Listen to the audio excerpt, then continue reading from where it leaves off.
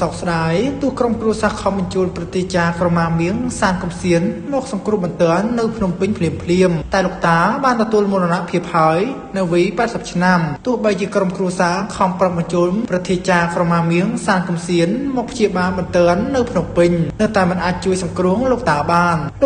ទទួលមរណភាពក្នុងវ័យ80ឆ្នាំដោយសារជំងឺត្បៀតសរសៃបេះដូងនិងកំបោរក្នុងបេះដូងប្រតិចាក្រមាមៀងសានកំសៀនដែលបាននាំគុណបុគ្គតាខ្មែរទៅកាន់ពិភពលោកបានទទួលមរណភាពហើយក្នុងវ័យ80ឆ្នាំដោយសារតែជំងឺត្បៀតសរសៃបេះដូងនិងកំបោរក្នុងបេះដូងនៅថ្ងៃទី3ខែមិថុនាឆ្នាំ2025នេះកាលពីថ្ងៃទី2ខែមិថុនាឆ្នាំ2025កាលពីម្សិលមិញលោករាជនគរដែលជាកូនប្រុសរបស់តាកំពុងសង្គ្រោះបន្ទាន់នៅមន្ទីរពេទ្យបង្អែកសៀមរាបដោយសារជំងឺត្បៀតសរសៃបេះដូងនិងកំបោរបេះដូងដល់ឡែកព្រឹកថ្ងៃទី3ខែមិថុនាឆ្នាំ2025នេះស្រាប់តែមករាជធានីភ្នំពេញវិញចូលទៅមន្ទីរពេទ្យកាឡាម៉ែតផ្នែកឯកទេសបេះដូងរំលងនៃការបង្ហោះសារនឹងរៀបរាប់របស់កូនប្រុសលោកតានគរបុក្កតោប្រមាណជា4ម៉ោងស្រាប់តែខាងអគ្គលេខាធិការរួមសហព័ន្ធកីឡាបុក្កតោលោកអ៊ុនដារ៉ាបានបញ្ជាក់ថាប្រតិចាក្រមាមៀងសានកំសៀនទទួលមរណភាពក្នុងអាយុ80ឆ្នាំដោយសារជំងឺគាំងបេះដូងទាំងសិល្បករមហាជនអ្នកគ្រប់គ្រងព្រមទាំងកូនសិស្សគុណបុក្កតោខ្មែរម្នាក់ៗ